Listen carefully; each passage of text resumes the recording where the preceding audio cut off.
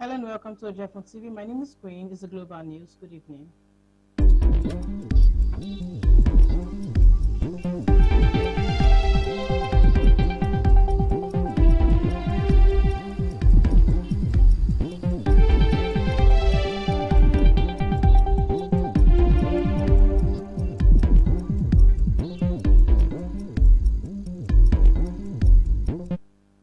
The headlines. 4 bodies recovered from capsized tourist boats off Egypt's Red Sea coast. Why an 18-year-old UN resolution is critical to ending the Lebanon to Israel war. Israel investigating after Hamas releases photos purportedly showing body of female hostage. Ex-minister takes on case of 5-year-old girl abused by teacher. World oldest man, John Tennis Wood, dies at 112.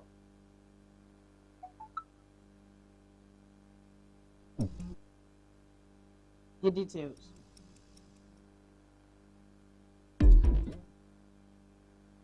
Four bodies recovered from capsized tourist boat off Egypt's Red Sea coast. 4 bodies were recovered on Tuesday from a tourist boat which capsized off Egypt's Red Sea coast, and rescue teams were still searching for 9 missing people.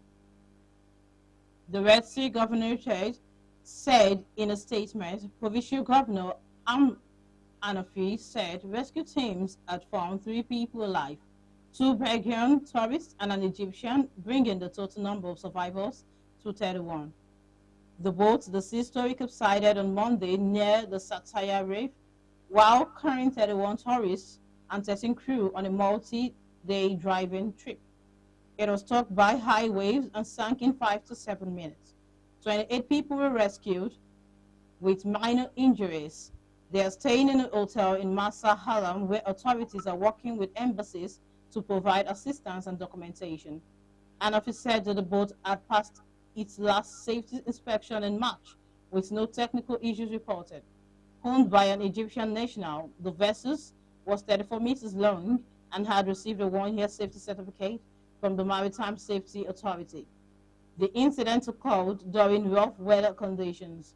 The Egyptian Red Sea Port Authority reported wave height of 3 to 4 meters and wind speed of 34 knots in the area on Sunday, leading to the closure of maritime traffic. The Sea Story was the second boat to sink in the area of this year.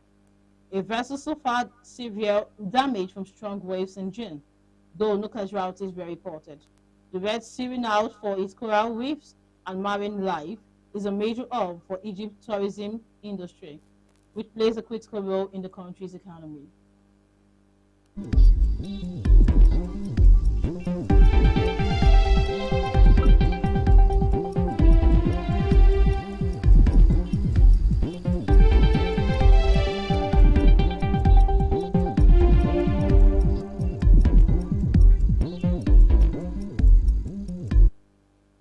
Why an 18-year-old UN resolution is critical to ending the Lebanon to Israel war. The Israeli cabinet is set to vote on a ceasefire deal on Tuesday. Prime Minister Benjamin Netanyahu, spokesperson, told CNN on Monday, noting that the agreement will likely be approved. The 60-day cessation of hostilities aimed to implement UN Security Council Resolution 1701, with the hope that it could form the basis of lasting truce. Resolution 1701 was adopted to end a 34-day war between Israel and Lebanon in 2006 and had kept relative calm in the area for nearly 2 decades. That lasted until the day after Hamas' October 7 attack on Israel last year, when Hezbollah attacked in solidarity, beginning more than a year of conflict.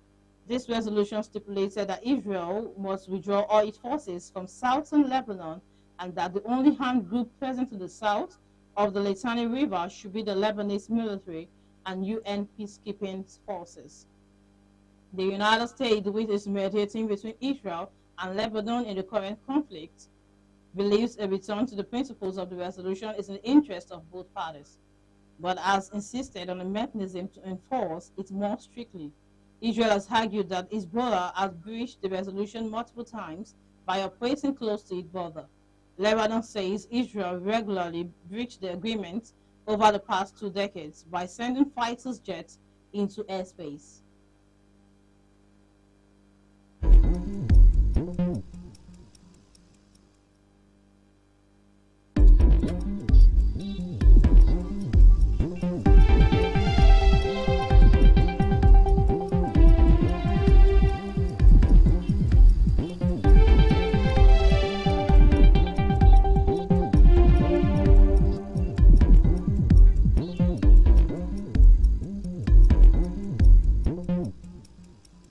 Israel investigating after Hamas releases photos purportedly showing body of female hostage.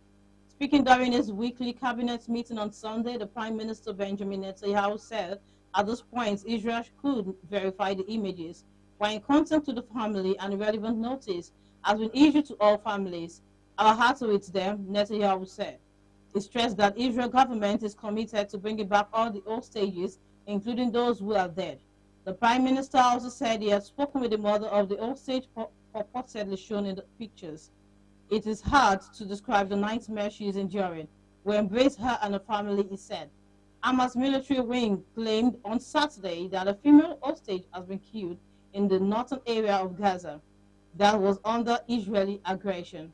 He did not identify her by name but shared two photos of the hostage body. Israel has made no comments on the circumstances surrounding the alleged death. More than 250 people were taken hostage, and about 1,200 killed during the Hamas-led attack on October 7, 2023. A handful of hostages has since been seen rescued in November 2022. More than 100 were released as part of the short-lived hostage and the ceasefire deal. Except for a brief flurry of activity last month, there have been no real negotiations since 6 Israeli hostages were executed by Hamas and discovered in Gaza tunnel at the end of August. Qatar announced this month it was suspending its role as a mediator in talks between Israel and Hamas after concluding that the two sides are no longer negotiating in good faith.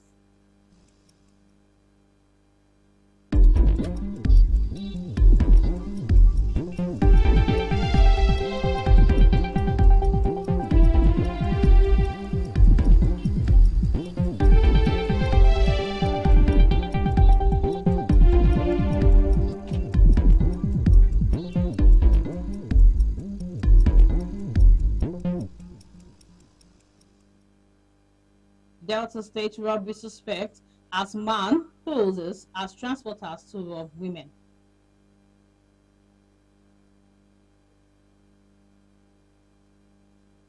We'll take a short break now and we'll be right back.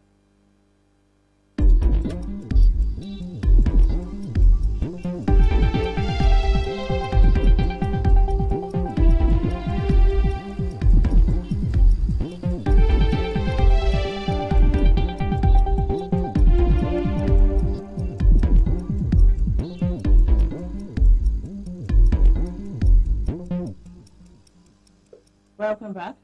The Delta State Police Command has comprehended members of a one-chance syndicate accused of targeting women in a string of robbery and assault. Among the suspects paraded in a post by the police spokesman, Bright Edafe, on Tuesday, is a man identified as Vincent, who described how the gang lures their victims. Speaking at the Ughelli A Division during an interview organized by Edafe, Vincent admitted to the crime, stating, "We pretend like we are transporters, look for vulnerable young girls. When we pick them up, another gang members join, and we drive to a lonely road or bush. We collect their phones, open their apps, transfer their money, and sometimes assault them." The gang, according to Vincent, primarily target women and avoid men. He revealed that they operate under two scenarios: approaching women at clubs and convincing them to join, or posing as drivers to unsuspecting women on the streets.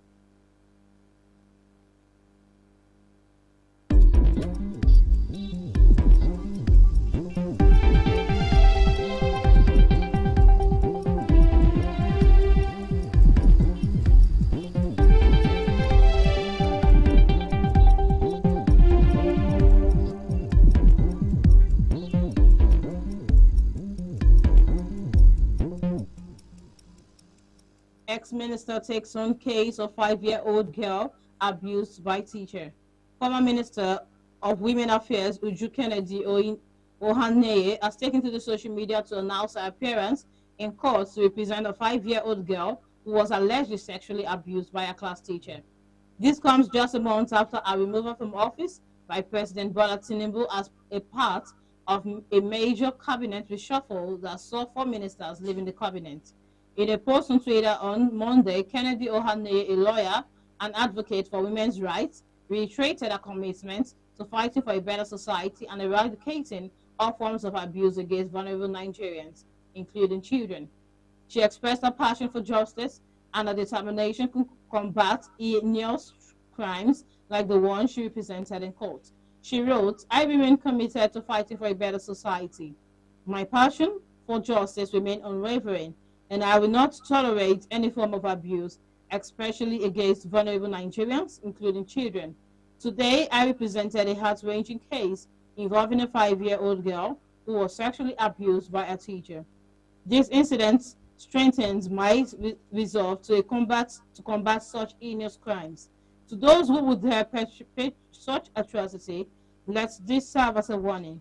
I will pursue justice relentlessly in my capacity.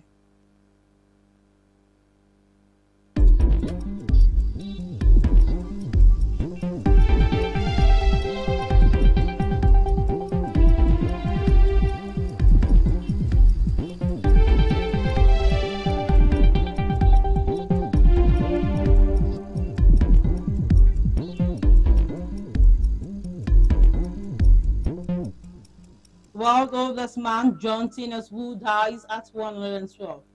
Guinness World Record has announced the death of the world's oldest man John Alfred Guinness Wood, who died at the age of 112. He died on Monday, November 25, 2024, at the oldest care homes in Southport, England, where he resided.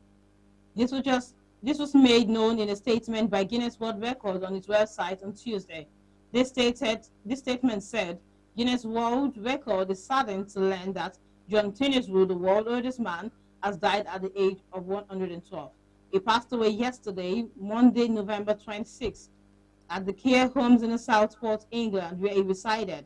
His family told Guinness World Record in a statement his last day was surrounded by music and love.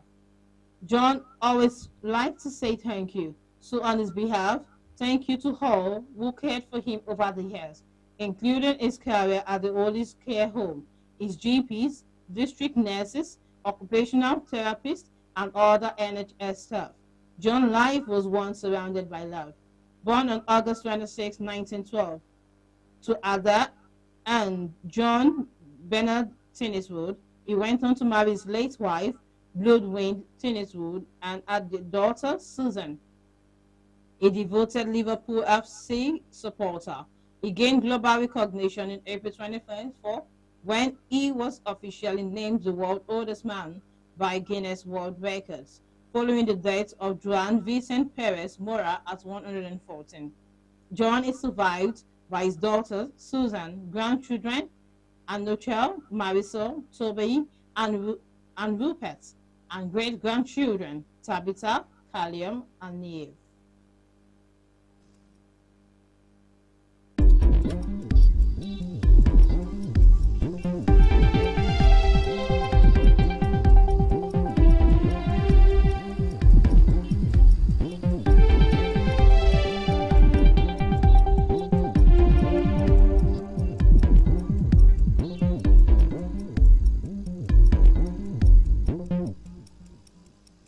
And thank you for sticking with us all through. I remain Queen. This is Oche on TV.